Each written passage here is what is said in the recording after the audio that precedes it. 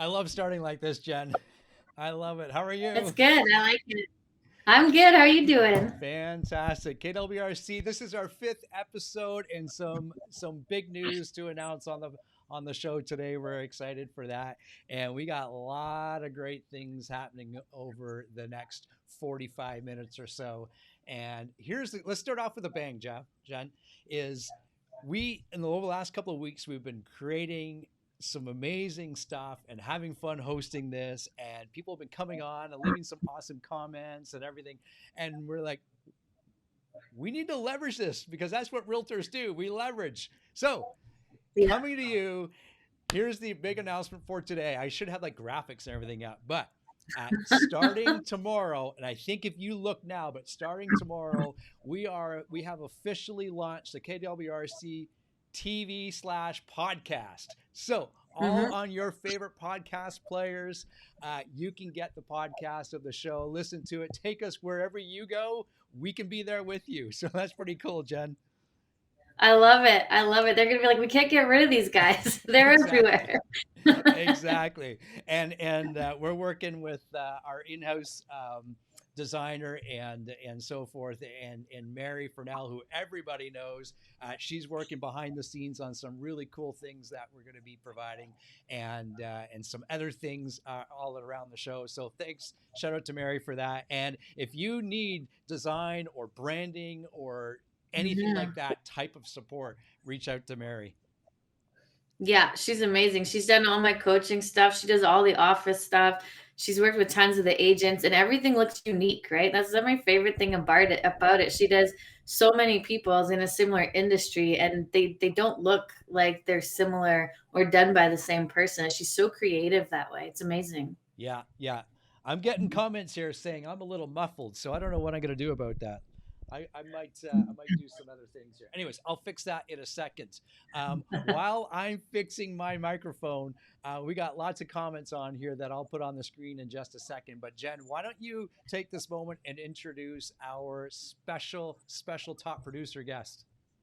Yeah, absolutely. So I've been loving our guests. It's so cool being able to do this and introduce them. And this particular guest is near and dear to my heart. She started with me in coaching as a new agent. She rose to a high level of success extremely quickly. She's independent. She's focused. She's a mom of two amazing, beautiful kids. She's a wife. She just moved houses. She's a killer agent. She's a social media rock star. And in all the games that she's playing right now. And so we are, that is super feedbacky.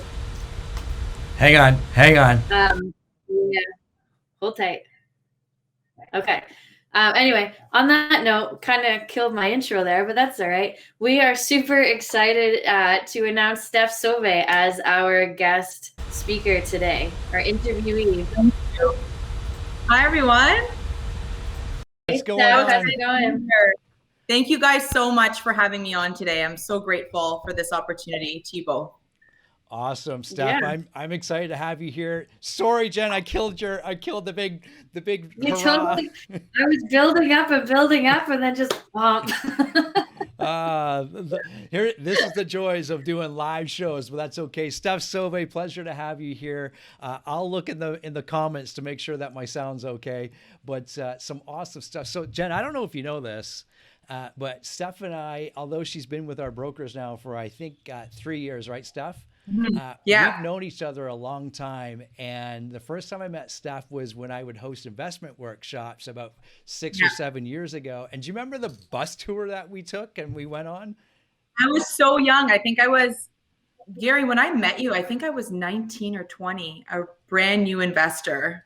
I didn't even know what I was doing there. I just showed up. You still look 19 or 20. I love it. I was like 19. I wasn't even married yet. I think I came with Steve, who's my husband now, who's actually just my boyfriend at the time. And I'm like, yeah, if we're going to be together, you got to learn how to invest in real estate. I like it. I like that was like a requirement. Okay. Yeah. Yeah. What do you want to do in your life? Do you want kids? Do you want this? Do you want to invest in real estate? Yes. Yes. That's so cool. That's awesome. I did not know that. That's so cool. So you guys go like way back. Yeah, a long time ago, Gary was doing bus tours in Barrie for investors to teach them about the area, teach them how much they could make on owning these investment properties. And it was so cool because it was very unique and it was different. And it was a great way to start as a brand new investor. And that was one way where you could show it in real life, showing other investors. You're on a bus with other investors, maybe you've never invested in your life, and just being there to hear other conversations and seeing what was out there on the market at that time when we could. And Gary was hosting it, and agent then, probably a little bit younger than he is now. Way less gray in my beard. Yeah, and you were killing it, though. I learned a lot from that, though. A lot about interacting with people and finding a niche market for sure. Well, and that's just it. So cool. And what I love about it, Steph, is, and I still need to fix my microphone, evidently. You started educating yourself even before you were immersed as a realtor, right? And that's what I love. That's what I love. Jen, you take the first few questions. I got to fix my microphone. People are going crazy, and I got to get this fixed. All right, sounds good. Okay, so one of the first things I'd love to know, Steph, and this coming from a mom to mom side of conversation, we were talking about this a little earlier with COVID and the pandemic and the kids at home and real estate and moving house, and you've had a big year this year. So what have you been doing to kind of get through it? What are the couple of tips and tricks for how you've been navigating all of that and juggling everything, and how's that been going? Yeah, for sure. So thanks for that question, Jen. I think from a lot of realtors, 2020 was either a year that you did really well or a year that maybe you didn't, right? And for many reasons. And yes, so our family moved during a pandemic. And my husband also changed where he was working at the exact same time. And at the same year, I was having one of the biggest years to date in real estate. And I have two kids, right? A 2-year-old and a 4-year-old to maintain. And of course, they're my priority. So in terms of all of that, I think to prioritize, and sometimes you get caught up in trying to do too much. So for me, it was to step back and refocus and realize that, all those systems that I had in place before no longer exist. So I had to start from scratch, really, and first take care of my kids as a priority, make sure that they were set up in school, make sure that they had childcare, make sure that, I prioritized them first, and then took care of business second. And it's always been that way for me. It's always been taking care of them first as a priority and making sure that they're set up so that I can then succeed. So as long as they had a routine, I could set my routine up. And sometimes it wasn't perfect. Like I would catch myself sitting at a kitchen table. My son would be right beside me. I'm homeschooling him at the exact same time, and I'm doing deals right beside him. And it wasn't perfect, but I think it was huge in terms of me explaining to his teachers too, that I was also working from home and making sure that my daughter had a preschool to be able to be part of. For some parents, they're not comfortable doing that. But for myself, I had to find a balance between, mental health for everybody in our household and continue to make it so that I can put food on the table, right? So just balancing really and leveraging what I couldn't do. There's things that you can't do on your own. Solo agent, so I'm not part of a team. It's a little bit different for me. So I've learned this year to start giving tasks away and maybe referring out business or putting people in place of where I can't be at that second. And honestly, sometimes they're jumping in the car with me and they're coming with me to show a house, right? Like it is what it is. You roll with it every day. It's different. So it's hard to say. You just gotta go with what makes sense for your family, really, right? Yeah. And going back to that, juggling and figuring everything out, and you've done a pretty amazing job of it. And if I'm not mistaken, you had a record year last year, did you not? Yeah. In your business? Yeah. Which is pretty crazy if you think about it. So I'm a solo agent with a 4-year-old and a 2-year-old.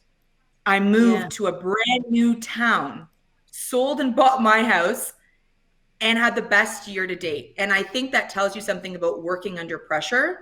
And it's when you have to sink or swim. You know what I mean? When you're under that pressure, some people do really well under pressure, right? And I think for myself personally, I think because I was under pressure, and at one point I was thinking to myself, I don't think I'm going to be able to stay in this industry. Like it's so much, but it made me go further because I'm like, I have nowhere else to go. Like I have to make this make sense. So I'm just do whatever it takes. And if it means that it's not the traditional way of selling real estate, then I'm going to start a new trend. Right? Like, New trends are great. We need them in this industry. So, go for it and teach everybody what you're doing. And I think one of the things you like that I would add to that and kind of comment on too is that you might think it's sink or swim under pressure, but really it's just you acknowledging where you need to focus your time and eliminating all of the other clutter because you can't focus on it. And that's allowed you to prioritize effectively, right?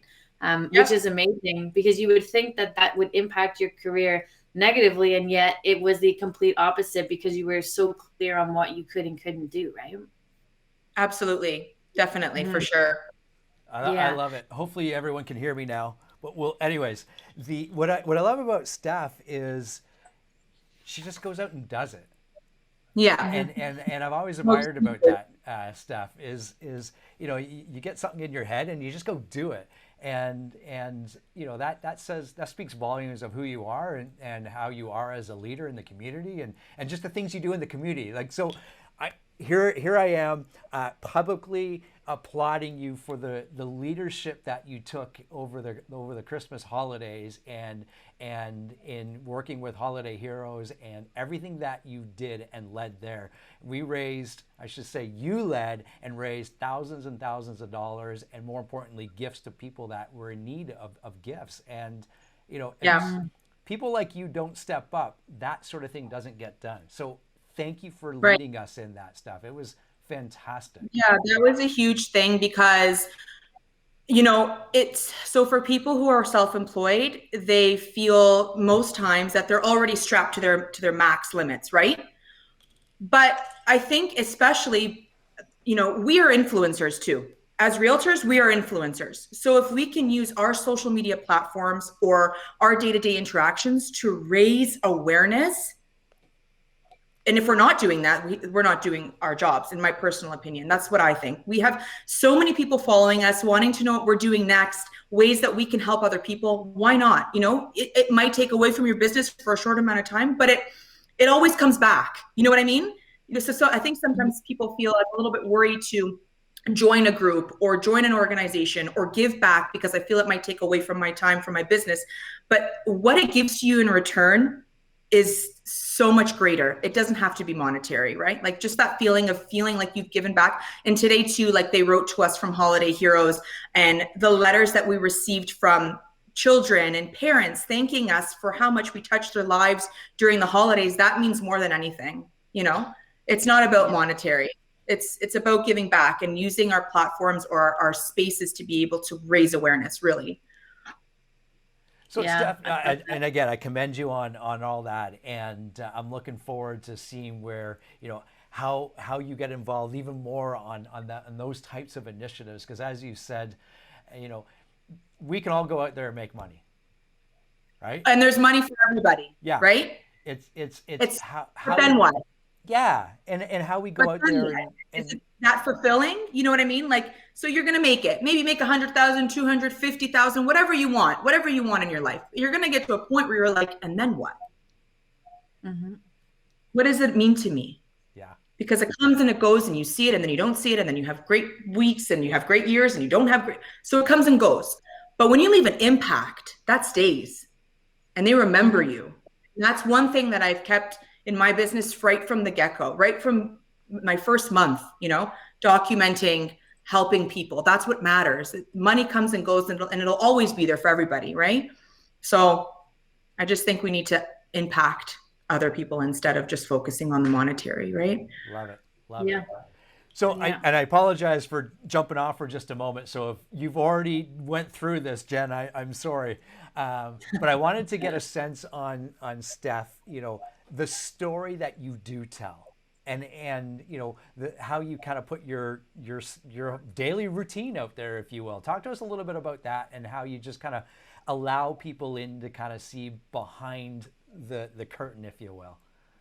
For sure. So I started my career in real estate in 2018.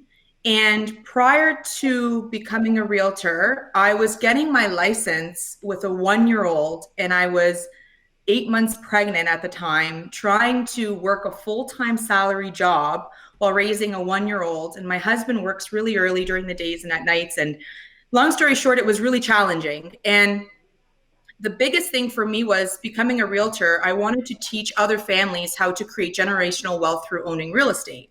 But I have two kids in my life, and I can't just, as being a mom and an entrepreneur, you can't hide from that, obviously, right? Like, they're part of you and they're part of everything that you do. And especially moms, right? Like, your kids gravitate towards you. So I remember starting this career and thinking to myself, what can I do? How can I become creative and let people know what's really going on behind the scenes and continue to be authentic? And for me, that's super important. So when I started my career in this business, I started to document my journey right from the get-go versus creating. So I've been documenting since 2018, my entire journey becoming a realtor and a full-time working mom. And I don't have an assistant just yet. I'm an assistant. I'm my own marketing manager. I'm my own, I put my own signs up. I do it all on my own together with my kids. So I've been posting videos on my Instagram stories, on my Facebook stories for quite a long time, right? So I let people know when I'm listing a house, what that looks like, the struggles in between, the spilled cereal in the morning while I'm rushing to go to a listing appointment. My hair's a mess. It's not perfect. And I'm documenting that entire process, right? So people engage and they love that. They love that it's not so staged, right? People want to know what really goes on behind the scenes. And I've been letting people in behind the scenes for a long time.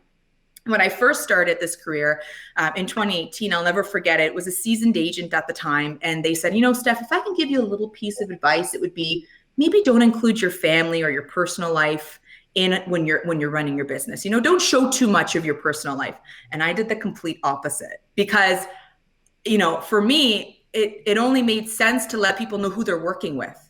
So the funny thing now about all this, now fast forward 3 years later, I have people message me on Instagram or on Facebook who have been following me for 3 years in my community, who have seen me at the grocery store or are looking to sell their house and now know so much about me. Like, how's Joseph and Mila? I heard you moved to Innisfil. Like, they've been following me for so long and they want to work with me. So when I go into a listing presentation now, or if I'm helping a buyer or a seller sell their home, we know about each other before we even get to that point, right? So it's pretty cool how you can leverage your social media to touch other people and make them feel like they're part of your family, part of your life, right? So I speak to my audience versus trying to teach, I guess, if that makes any sense.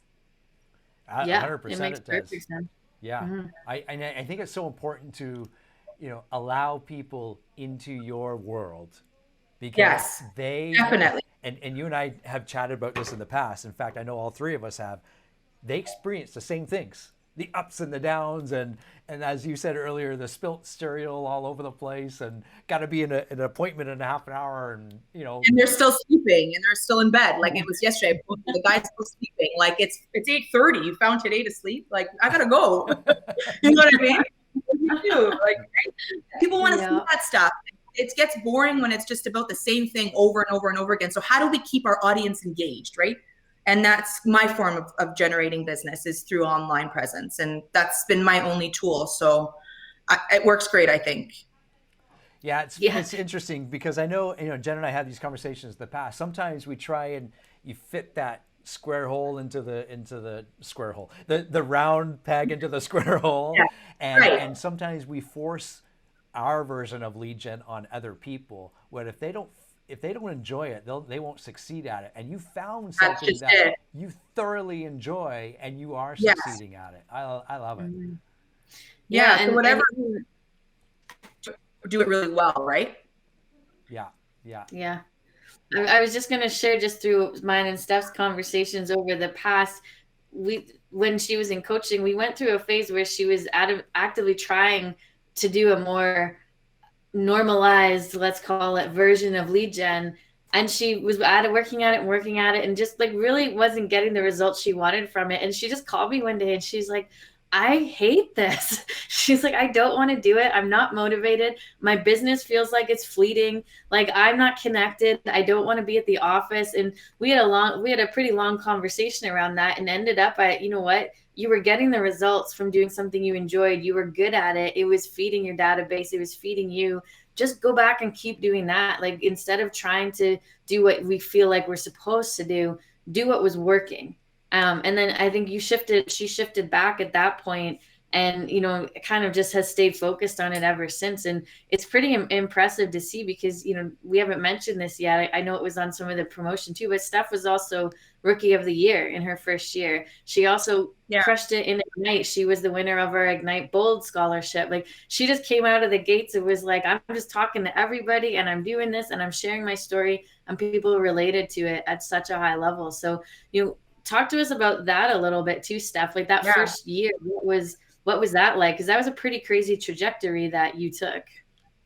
Guys, honestly, I was working another job in my first year.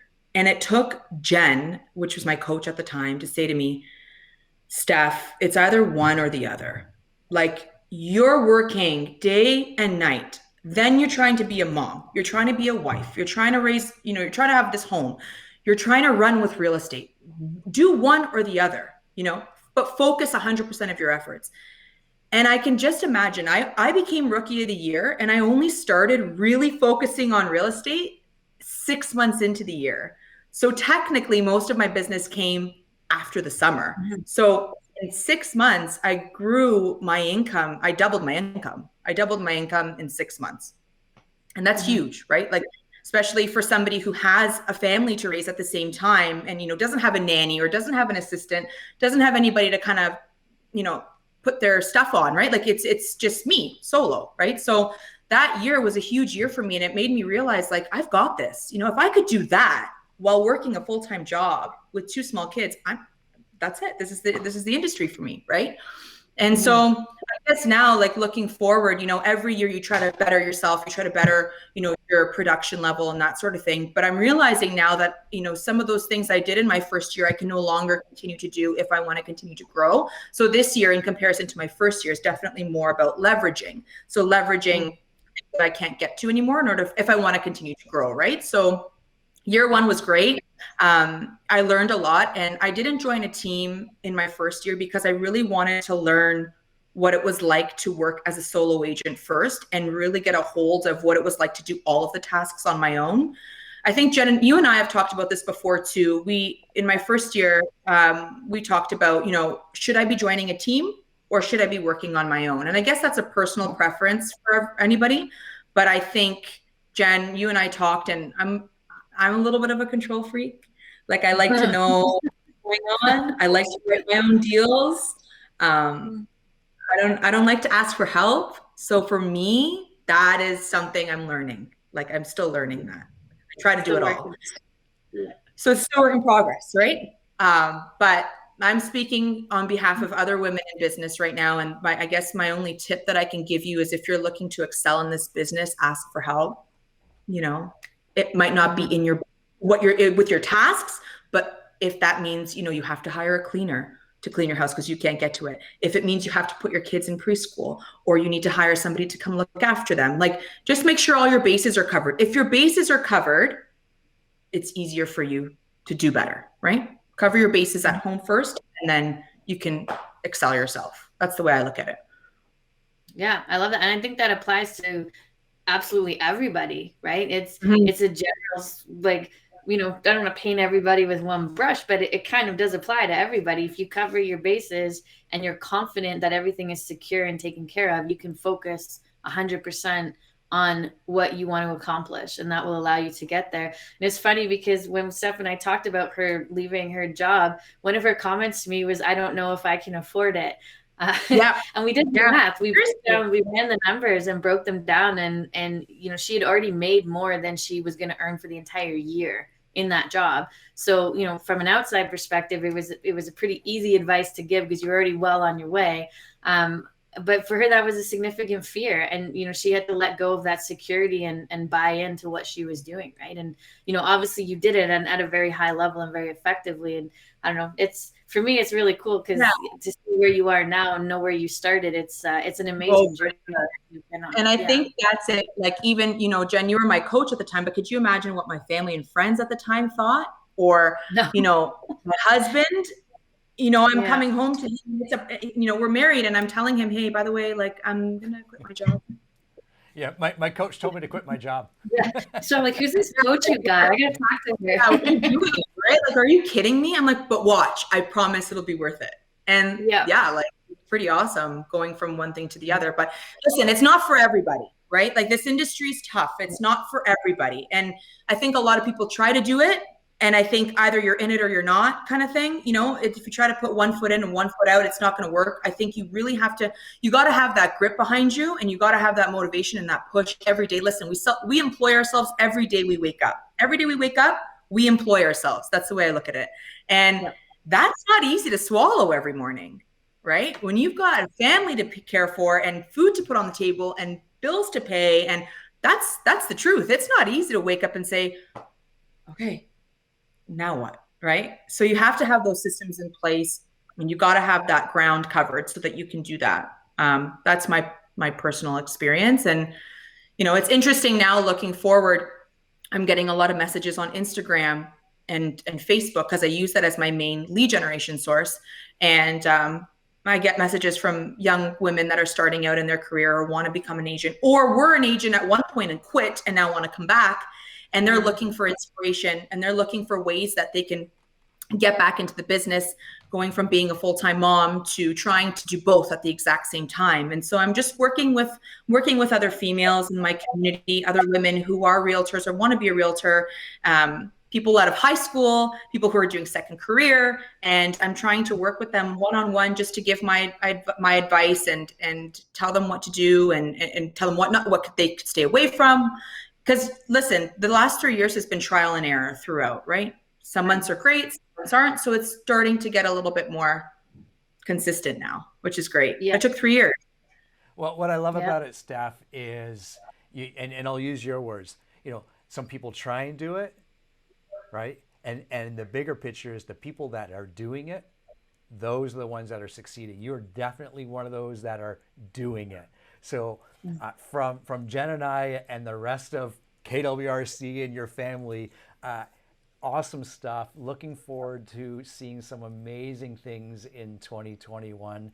And the cool thing is, and I know we've chatted about this in the past, is now you're at a new bar.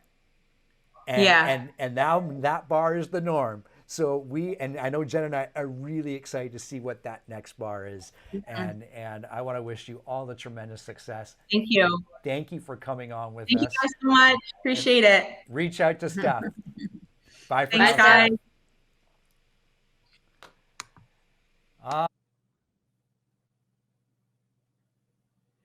Guys. I can't hear you, Gary. There we go. How about now? There you are. Yep, you're back. Beautiful, beautiful.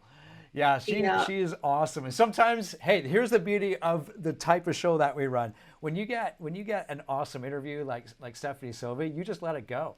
And we, you know, she's inspiring so many people and so many of our realtors and of course her clients. It's pretty awesome. Yeah, I love hearing her story. It's just amazing to see where she was and where she is. And I like you said at the end, like I'm just so excited to see where she goes with it, because it's, you know, it's up to her and the sky's kind of the limit. She's built an amazing base, right? So to be able to just build off of that in any way she wants, you know, it was a hard 3 years, but it's nice to see her get there and grow from that. So yeah, and you know, she's full of great advice and open to conversation. So if you want to chat and hear her story or talk to her more, reach out to her, right? She's great for that and for pushing and inspiring and motivating you to kind of do more when you need it. Very good. Very good. Mm-hmm. Well, as I said, we got some pretty fun, a lot of fun things to do today. And the first off is our top three.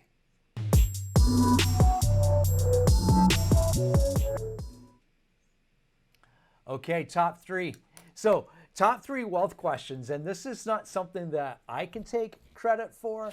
My good friend Dion Begg came up with these quite a long time ago, and it was in essence of how do we, you know, he and I both have a real estate investing background, and how do we help our clients achieve some of those same goals that he and I and others, many others, are aspiring to do. And it was really thought-provoking questions, and it was in allowing us as realtors perhaps to help our clients in a different way. And the first question that he likes to ask, Jen, is and it's more of a script that we can be talking to our clients, right?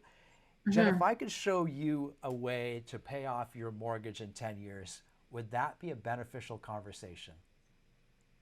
Yep. Yeah, good. Let's go talk about that right now, Gary. Let's get out of here. And then the other question that he had, because he would kind of put it together as 3 different audiences, and he knows he's going to get he knows that he's going to get traction on any of the questions with the way he's got them formulated. The next question he would have is, if I could show you a way to pay for your kids' education in full, is that a beneficial conversation? Yes. Yep. Yeah. Yes, it is. And yes, it is. The third question, which we can all, I think everybody should answer yes to, is if I can show you a way to have more money during your retirement years so you can do the things that you want to do and you can give back to more people, is that a valuable conversation? Yes. Yeah, they're all good. 3 easy questions. And what the focus of that is, teaching your clients that buying investment properties can achieve those goals. And you don't have to go buy. And there's a whole presentation. There's a whole 3-hour presentation behind that. But we tend to think, I got to go out and buy 10 houses or 15, 20 houses to make that doable. When in actual fact, we can show you that you really only need to buy 2 or 3 and hold them over a 10 to 20 year time span, and you can achieve a lot of those things. And it's just triggering somebody's mindset. We don't want to go take people to buy investment properties because we know it's the right thing to do. Yeah. But if we can ask questions, and I know you do this well, Jen, in your coaching, if we can ask questions that gets to the root or to their heart, that's what's going to change the conversation. Yeah. I mean, that lets them self-discover, right? And there's power in self-discovery for sure. Much more so than telling somebody what to do. Yeah, absolutely. So it's all about, we create some pretty awesome opportunities by asking questions. And the better our questions are, the better opportunities that we're going to get that come in front of us. So there you go. That's the top 3 wealth questions for this week. Okay, I love Jen, it. We've got something big happening at Keller Williams next week. And why don't we just roll the video, and then after the minute video, we'll talk about that. This is pretty good. This is pretty awesome. Hello, Keller Williams. It's Marlise, your KWRA HQ correspondent, here to walk you through some of the hottest new features of the Family Reunion digital platform. This year, the world's largest real estate training event looks a little different, but you can expect cutting-edge vision, innovation, breakouts, and culture to prepare you to win the real estate market of today and tomorrow. Let's start with the exhibit hall, where you can find the exhibitor you're looking for based on the business problem you're trying to solve. And while you're bouncing around, you can keep up with what's happening on the main stage thanks to the sticky video player that stays on the bottom of your page, even if you leave your virtual room. Just don't leave your physical room. We're also thinking way outside the Zoom box with interactive workshops, breakout sessions, masterclasses, and my personal favorite, game shows. But the real theme of this year's event is connection, and there are plenty of ways to do it. Connect with Gary and other headliners through emoji reactions in the general session chat. Connect with your fellow attendees and grow your referral network by bouncing around the new topic and role-based chat rooms. And connect with your friends and followers by recording and sharing custom video and photo content in the virtual social studio. All you need is an internet connection and a passion for growing your business. There's so much more that's going to set FR apart from any other real estate conference this year. Insights from the industry's biggest names, a library of video recordings you can access during or after the event, and the final round of the first ever KW Script Off Championship. But it's best if you experience it all for yourself February 15th through 18th by registering for Family Reunion today. See you there.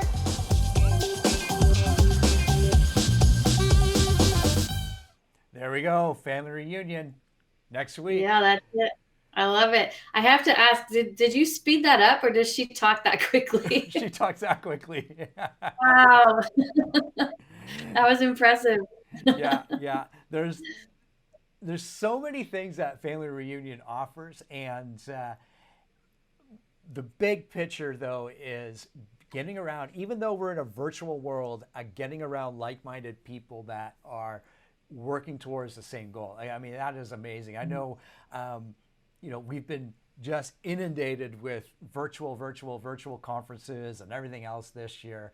And at Mega Camp, which is the conference that KW will typically host in August, they did it on the virtual side. And I got to tell you, it was the best virtual conference experience that I have ever had.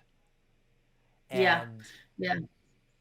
Fast forward 6 months, they learned from Mega Camp, and now I am so looking forward to Family Reunion on how, just not to say like the educational pieces and those golden nuggets that Wayne Clements always likes to talk about, but just the whole experience is going to be fantastic. What are you is there anything you're looking forward to, Jen? Like there's always some golden nuggets that, whether it's Gary Keller or Josh Team or whomever. Yeah. I mean, I've always been a fan of Josh Team, just in general, his vision and the way he speaks them. But in Mega Camp, so same thing. Mega Camp was amazing, and it was actually Tim Heil who stood out to me the most. I did a couple of trainings with him with him leading them regarding teams and leadership, and that vision and the growth and the expansion and everything. And he was just like, I mean, I remember seeing him live at Family Reunion when he was like the big rookie, and he was definitely a different personality. You can see the growth that he's gone through over the past, probably, I don't know, 5, 6, 7, however many years it's been. And just to hear his vision and the way he explains it and the way he explains leadership, and that it just resonated so well for me. I'm really excited to kind of hear more about what he has to say, or what he's doing with his teams and how he's structuring things, and just as leadership in general, right? And then there's always great sessions that it's a topic you kind of would have never thought to explore. And sometimes I like to just pick something I know nothing about and just go hear what they're talking about, because sometimes you can pick up something great that might apply to what you're thinking about or doing without, knowing what you're going to get. And sometimes we can get bored with the monotony of it. So switch it up, right? And see what else is out there. And so I'm pumped for that. Some of those really random topics that I'm going to pick and go learn about. And that's just it. And the cool thing is, the presenters are well trained and fantastic presenters. And I think more importantly, they walk their talk. I can't think of another phrase, but they do. Yeah. And in the Toronto area, for instance, we might have some of our agents that'll do 100 transactions a year, 300 transactions a year. And I think at the top of the Toronto Real Estate Board, there's only one agent or one team that does over 1,000. Yeah. And in KW, there are countless teams that do over 1,000 in the States. And just seeing how they think and look at things on a big picture scale, you might think, oh my gosh, that'll never be me. However, they work through the exact same things you and I do. It's just at a different level.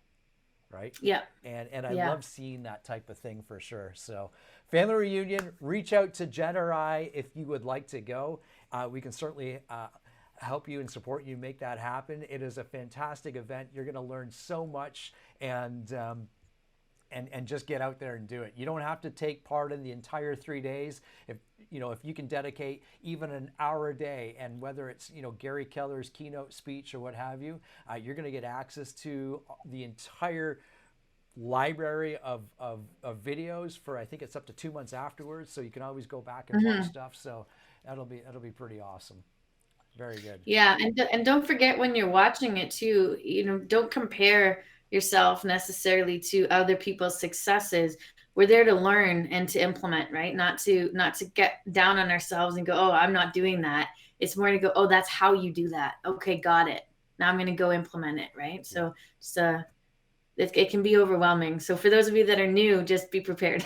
Be prepared. You're going to get a lot out of it. It'll be drinking from a fire hose times 10, but that's okay. Yeah. That's okay. Yeah. Okay, moving on, Jen.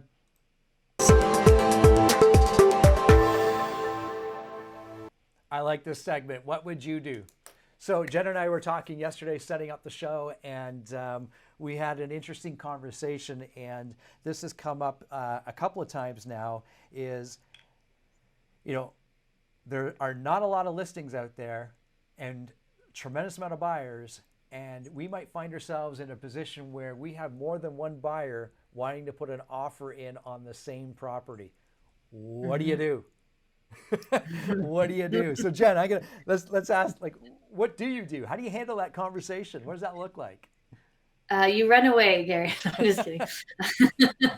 I mean, historically, I've had different responses to this. My answer now would be that I would explain to all the parties what the situation was, and I would gracefully step away from one of the clients and bring an agent in that I trusted and know. In our situation with the team, it's a little easier to pull in Dylan or pull in Cease or something like that. In general, though, I would bring in an agent that I have a good relationship with and trust. And Mary, thanks, Mary. And I would ask them to represent however many other clients there were. So if there was, 2 or 3 buyers that all wanted to offer on the same property, I would bring in 2 or 3 agents, and I wouldn't be held to the outcome of, I'm going to lose money if they win that deal. I'm going to provide the fiduciary duties to everybody involved and make sure everybody's protected at a high level. So I think that would be, currently what I would do, although I've done it differently in the past, I will admit. So yeah. Yeah. And likewise, Jen and I were chatting yesterday about this, and depending on the scenario, I had one scenario where it was multiple offers, a flip style property, and I actually had 5 different clients or buyers wanting to put an offer on the same property, and I was very clear with them up front that I was presenting offers for other buyers. We set them all up on customer service agreements, and unfortunately, you think if I had 5, I'd get the property. I came in second. Well, at least that's what the agent told me. But I think, thinking back, I would do it differently. I would refer the other 4 out, and quite honestly, what I would do is I'd pick the buyer that I thought had the best chance of acquiring that property and refer Right. the other ones out, and knowing that they're going to go to an agent that is going to provide them with the services they require, and I'm going to continue to work with that client after this offer. And but it happens, and we're going to see more and more of that. I think to refer it out is the smartest thing to do, and explain how that looks, and explain, you're taking care of them from the fiduciary duty part, as Jen said. But that's how I would look at it for sure. Or you run. Yeah. Oh, you're right.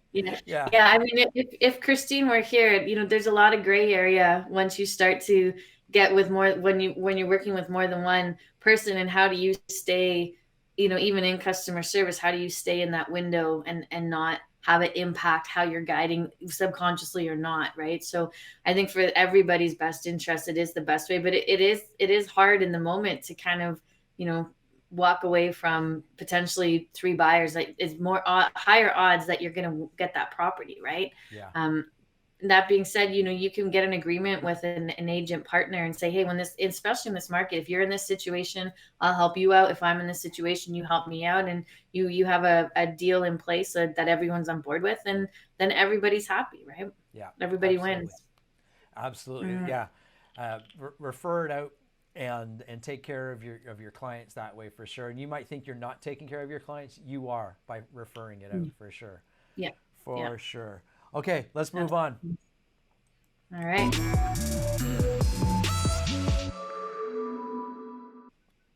I like this one. Quick takes. We got some good stuff here. Yeah. And so quick takes, again, that's where we throw up. That sounds terrible. We place on the screen a couple different topics, and we have 2 minutes to kind of discuss it. And many people are making comments, so please type your comments in. Even if it's on the replay, type your comments in. Jen and I often circle back to those comments and reply to them, for sure. That's fantastic. Good stuff. Okay, so our comments today are simply this. I got to find them. Here we go. Here we have it. Submitting 2 offers on one property. That's by one client, whether it's a buy or a lease. Showings for clients. What does that look like? Being the listing agent, do you show for other buyers? And AuthentiSign versus DocuSign, offer presentation over Zoom, and the affordability conversation. people being priced out but still wanting to put offers in. So Jen, the first one, submitting two offers on a property by the same client. Now, I know we've talked about it in the past for the purchase, but let's talk about it from the lease side, because we're starting to see that now. Yeah. Yeah. So the short answer is don't do it. Just don't do it. It is coming up a lot. And, the challenge with that in any situation is that when both offers have an irrevocability period and it's been submitted, they can both get accepted. And if they both get accepted, then that can get you into some issues in regard to deposit monies, in regard to backing out of one of the agreements and your reasoning behind that.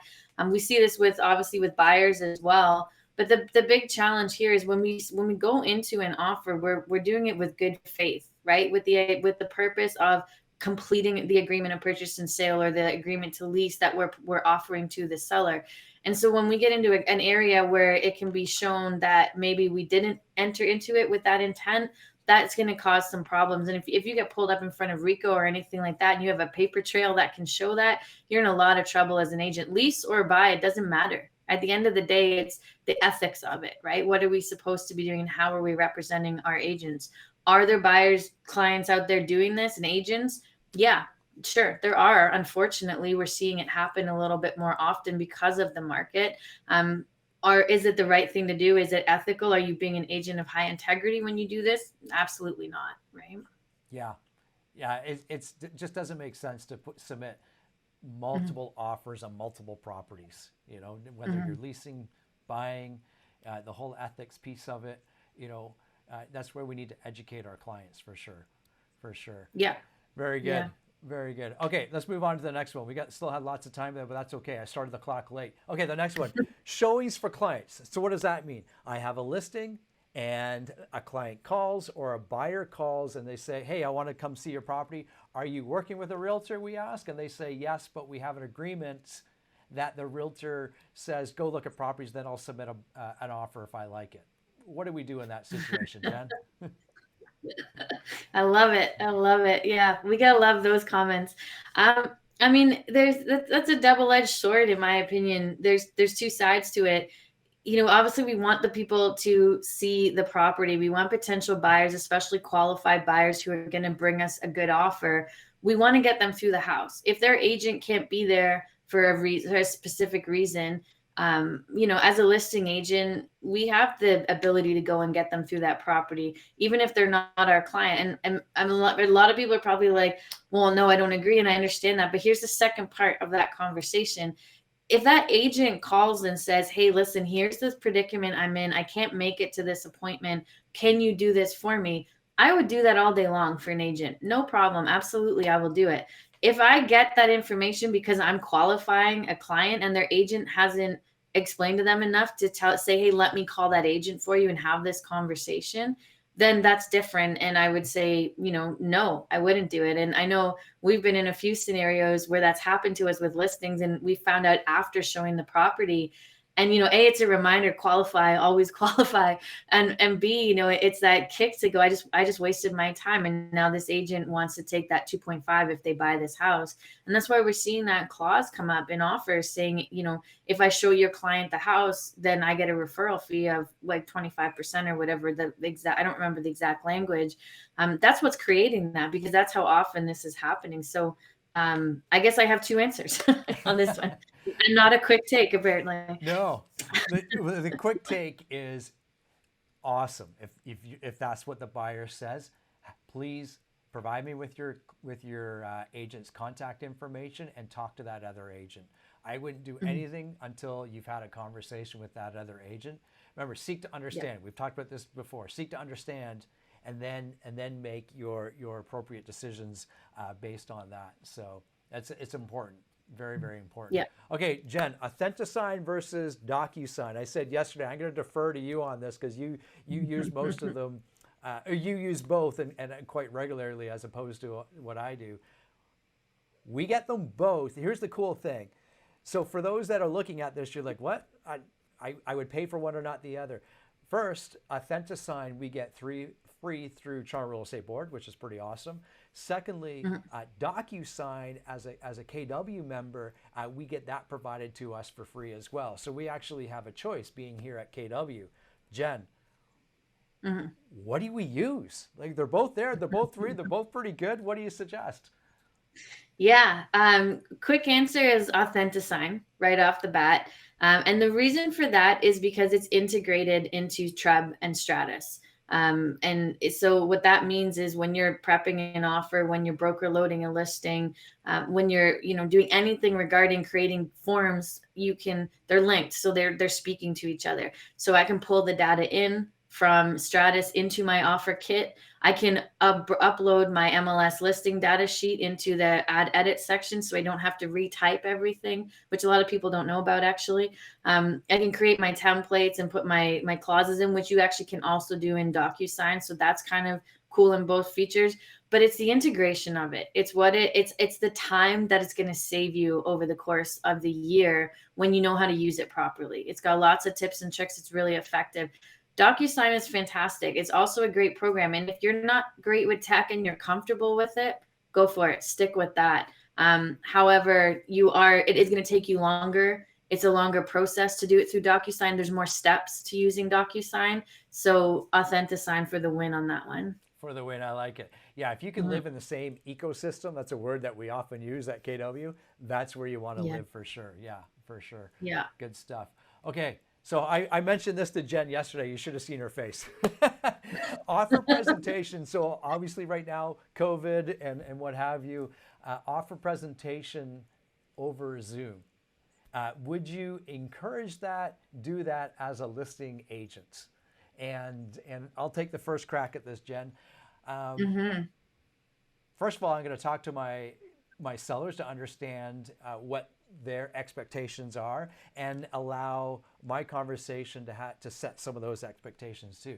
And I would say, yeah, I would say, cool. This is a neat environment where we get to try and do different things. And if this is going to help solidify the sale, provide some other insight. Remember, let me let you in on a little secret as I lose an earpiece. That's okay. Let me let you in on a little secret, as I was about to say. You know what agents love to do? They love to talk. So me as a listing agent, perhaps I get to ask a couple of questions differently or more, and this is another forum that I might be able to learn some other information on. So if you're a buyer's agent out there, do the opposite of what I just said. Yeah. I don't know. That's the way I would look at it. If I'm a buyer's agent, 100%. I'm going to present in person via Zoom every time I possibly can. That's just because I want that opportunity. Instead of just firing over an email with a text or a phone call, I want to see people face to face. That's me. I haven't started the clock on the last couple of these, Jen, but that's just the type of show we're running today. I love it. We're going off the book. Yeah, I'm the exact opposite. I would just say no. I wouldn't want to do it. And my main reasoning, albeit your points are actually really good, and I hadn't heard that argument yesterday, so you kind of swayed me a little bit. However, the idea of dealing with agents on technology, with my clients on technology, and trying to coordinate that and make sure that everything works the way it's supposed to, and getting all the documents and not having it become more challenging and take way more time than it probably would otherwise, that would probably be my biggest deterrent. I feel like it could get really messy and complicated. I can see the perspective of hearing what they have to say and maybe getting that additional information. And I agree with that 100%. To me, the headache of trying to navigate it and make sure everyone was set up is way worse than the results of getting that information, I think. I'm going to end that with, I think. Had it always end a good script, I think. I think. Very good. And that's the beauty of it. You can try different things, have different conversations, and you're right. Maybe there's clients that shut the door on that, and there's other clients that, hey, maybe that provides us with a different opportunity. So yeah, for sure. So the next one, affordability. Okay, I'm going to start the clock. Actually, I'm going to start the clock after the explanation. So Jen had a great conversation, a great question yesterday to me. how are we handling the conversation with our buyers that are getting priced out of the market and they can no longer afford the house that they were looking at, yet they still want to put the offer in on those houses? You want to go first? Yeah, sure. I can go first. So I always fall back on the old, money versus expectation conversation, right? And so the approach I would take is to say, Mr. or Mrs. Buyer, I can understand that you love this home. And let's take a look at what the market is telling us right now. So correct me if I'm wrong. This is your budget, and is there any more room in that budget? They're going to answer that. Great. So now here's what we're looking at in the market. Here's properties you're interested in. Here's what they're actually selling for, and here's where we land. So when you look at that, do you believe your budget is in line with your expectation of the home you're going to buy? And then allow them to self-discover that, yes or no, and then kind of shift from there to going, okay, so now we've got our 3 options, right? We can change what we're buying, we can change our budget, or we can change our location. So which one would you like to do? Yeah, that I can't add any more to that. And I think the best part, what you did there, Jen, is you laid it out for them, right? And sometimes you got to work with them on their actual budget, because maybe they've not done it to the extent that they need to do it, right? And work back with them from, here's the purchase price, here's what your down payment's going to look like, and here's the mortgage with the monthly payments, as well as here's the taxes, here's what we can estimate on the insurance and where the utilities will come in. And that budget, as Jen used the line, does that align with your expectations or within your means? And allow them to self-discover the yes, no, or let's adjust. Having them self-discover is one of the most powerful tools any agent can have. Well, they have in their arsenal, is providing enough information so clients and people can self-discover for sure. Yeah. I like it. So lots of great stuff this week, and we're always, Jen and I have a lot of fun doing this. We have a tremendous amount of fun putting the show together and talking about it. And here's the neat part is we do spend about an hour or more kind of researching for the show, or we text each other throughout the week. Okay, this is going to be a really great topic because I just saw, or I got asked this and I don't know how I'd ask this. So Jen, what would you say? So a lot of the times when I say, what would you say? It's because I want Jen to answer before I do. I'm kidding. I'm kidding. It's all good. We do have a lot of fun hosting these shows, and next week is going to be pretty cool. We're going to tune in live from Family Reunion next week and kind of give you the inside the look to see what's going on at Family Reunion, because that starts next week, and we'll have lots of great stuff coming out of that week as well. Yeah. Next week's going to be a good one. Lots of sharing of what we've picked up so far, what we've been checking out, little nuggets that we can give to you guys from the classes we've been attending. So it's going to be fun, different and fun. Yeah, very good. Very good. Yeah. So for Jen Silbernagel, I'm Gary McGowan from Keller Williams Realty Centers, and thanks for tuning in. Looking forward to seeing everybody next week. Bye for now. Bye, guys.